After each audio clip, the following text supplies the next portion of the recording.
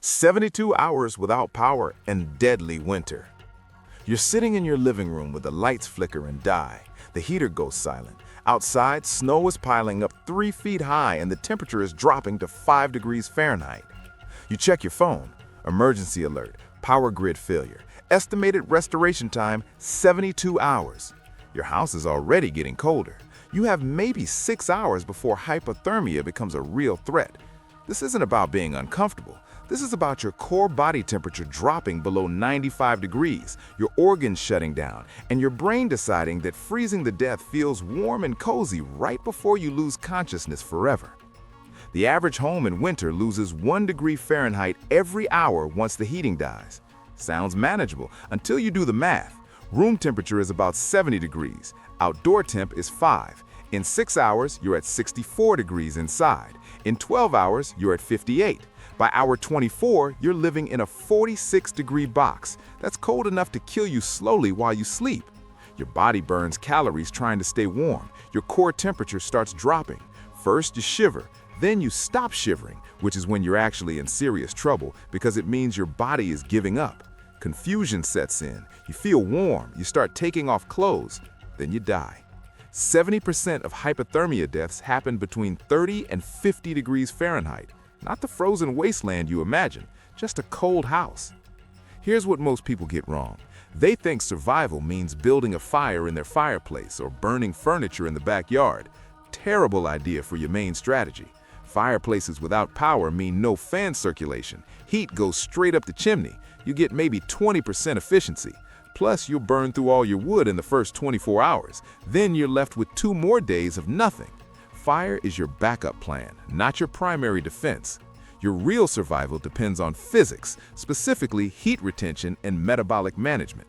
Your body produces about 100 watts of heat just existing. A sleeping person produces about 75 watts. That's like a bright light bulb worth of thermal energy. The problem isn't generating heat. The problem is keeping it from escaping into the frozen void around you. Method 1. Create a survival room. Pick the smallest room in your house, interior bathroom with no windows, bedroom closet, basement corner. Size matters because you need to heat less space with your body's limited output. A 10 by 10 room has 1,000 cubic feet of air. Your body can actually warm that. A whole house has 20,000 cubic feet. Impossible. Seal the room, towels under the door, tape over any vents. You're creating a microclimate. Bring in everyone in the house. Every person adds another 100 watts.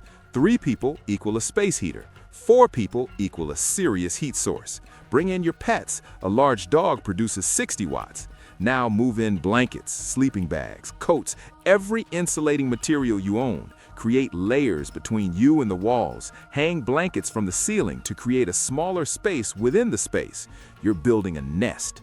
This works because of basic thermodynamics. Heat loss happens through conduction, convection, and radiation. You're blocking all 3. Within 2 hours, your survival room will be 15 to 20 degrees warmer than the rest of the house. That's the difference between 50 degrees and 70 degrees, between hypothermia and survival. If you fail to create this space, you'll spread out through the house, heat will dissipate, and everyone will slowly freeze while wondering why they feel so sleepy. Your skin is the battleground. Air temperature versus body temperature. You're 98.6 degrees trying desperately not to become 5. The first rule in this fight? Forget cotton. Cotton kills in winter. It absorbs moisture and loses all insulating value the second it gets wet. You need synthetic base layers or wool.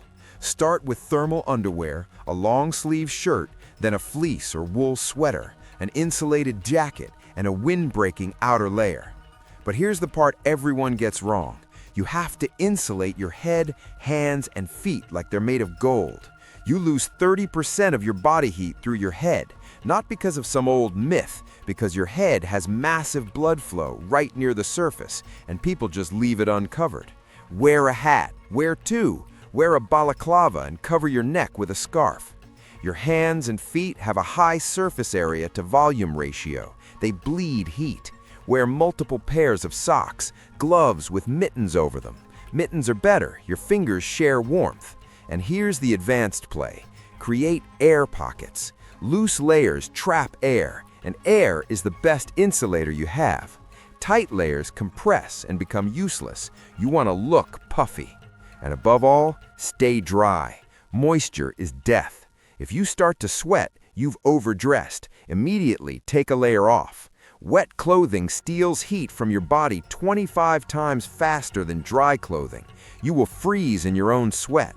If you fail at this, your extremities go first. Frostbite eats your fingers and toes. Then your core temperature drops. The shivering becomes violent, and then it stops. Confusion sets in. You lose coordination, unconsciousness, death, all because you chose a cotton t-shirt. Now, let's fuel the furnace. Your body is a fire, and food is the wood. But not all fuel burns the same. Carbohydrates give you a quick flash of energy, but they burn out fast. You need fats and proteins. They're the slow-burning logs that keep your internal temperature stable for hours. Peanut butter is perfect. High fat, high protein, calorie-dense. A single tablespoon has 95 calories. Nuts, cheese, salami. Eat butter straight if you have to. Your body needs 3,000 calories a day just to maintain its temperature in the extreme cold. That's double your normal intake. This isn't a famine you're preparing for. This is a 72-hour battle. Don't ration. Your liver converts food into heat through thermogenesis, and protein has the highest thermic effect of all. Your body burns 30% of protein calories just digesting it. That is free heat. And drink water constantly. Dehydration makes you cold. Your blood volume drops, which means less heat is distributed through your body. The cold also makes you pee more, which dehydrates you even faster. It's a vicious cycle. Melt snow if you have to, but never ever eat it directly. That costs your body precious heat. If you fail to eat and drink, your metabolism slows to a crawl. Less fuel means less heat. Your body starts cannibalizing its own muscle for energy. And since muscle produces heat, you get even colder. It's a downward spiral into hypothermia while your pantry sits full of food you were trying to save. Finally, a thermal hack. Use water bottles as personal heaters. Water has an incredible heat capacity. It takes a massive amount of energy to change its temperature, which means it also holds on to heat for a very long time. If you have power or a camping stove, heat water. Fill a heavy-duty Nalgene bottle, not a cheap plastic one that will melt. Wrap it in a towel or a sock and put it in your sleeping bag at your feet. That single bottle will radiate warmth for 6 to 8 hours. It's a bed warmer from the 1800s, powered by physics. These aren't just disconnected tips, they're an interlocking system. Layering is your shield against the outside. Food and water are the fire you stoke on the inside. The water bottle is the hearth that keeps you safe while you rest. It's a system where every choice, from your socks to your snacks, is the difference between shivering through the night and not waking up at all. Your feet stay warm, which keeps your whole body warmer because of circulation. During the day, hold it against your core. Your body's major blood vessels run through your torso. Warm blood there means warm blood everywhere. Rotate bottles. As one cools, reheat it, use another. You can maintain reasonable comfort with just 2 or 3 bottles in rotation. The science is simple heat transfer. The bottle slowly radiates heat into your microenvironment. Your sleeping bag traps it. You absorb it. If you skip this method, you'll lie in a sleeping bag with frozen feet, unable to sleep, burning through calories to shiver, getting weaker by the hour. Sleep deprivation plus cold equals bad decisions. Bad decisions equal death. Method 5. Manage carbon monoxide or it manages you. When the power dies, people get desperate. They bring the camping stove inside. They run the car in the garage with the door closed. They light charcoal grills in the living room. Carbon monoxide is odorless, colorless, and it kills you quietly. It binds to your hemoglobin better than oxygen does. Your blood carries carbon monoxide instead of oxygen. Your brain suffocates while your lungs work fine. You get drowsy, headache, nausea, confusion, unconsciousness, death. You can't smell it, you can't see it. If you use any combustion device indoors, you need ventilation. Crack a window at least 2 inches. Yes, you lose heat, but you stay alive. Put the stove or heater near the window. The carbon monoxide vents out. Use it for short periods only. Heat water, cook food, shut it off. Never sleep with combustion devices running. Never. If you have a battery-powered carbon monoxide detector, put it in your survival room. If you fail at this, everyone in your survival room dies together in their sleep. Quiet, peaceful, permanent. Method 6. Psychological survival matters as much as physical. 72 hours in the cold and dark breaks people mentally. Depression sets in. Hopelessness.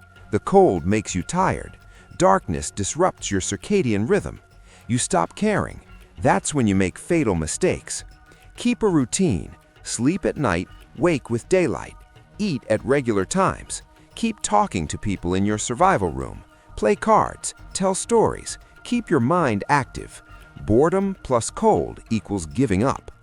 Have a battery-powered radio or hand crank radio. Knowing the outside world exists helps. Knowing when power might return gives you hope. Mark the hours. Count down to 72. Every hour that passes is progress. Stay together. Humans are social creatures. Isolation in the cold kills morale faster than the temperature kills your body. If you lose the mental battle, you stop eating, stop layering properly, stop maintaining your survival room. You just lie down and wait. That's how people die, with food in the cupboard and blankets 3 feet away. Survival checklist. Pick your smallest interior room now, before the power dies. Stock it with blankets, sleeping bags, and clothing. Keep high-fat, high-protein food accessible. Multiple water containers ready to fill. Battery or hand crank radio. Flashlights and batteries. Camping stove with fuel, only for backup use near ventilation. Water bottles that can handle heat.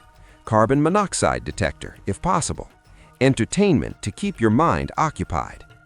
72 hours without power in deadly winter isn't about who has the best gear. It's about who understands that their body is a furnace, their house is losing heat like a sieve, and survival is just physics and discipline. Keep the heat in, keep the food coming, keep your head in the game. The grid will come back. You just have to be alive when it does.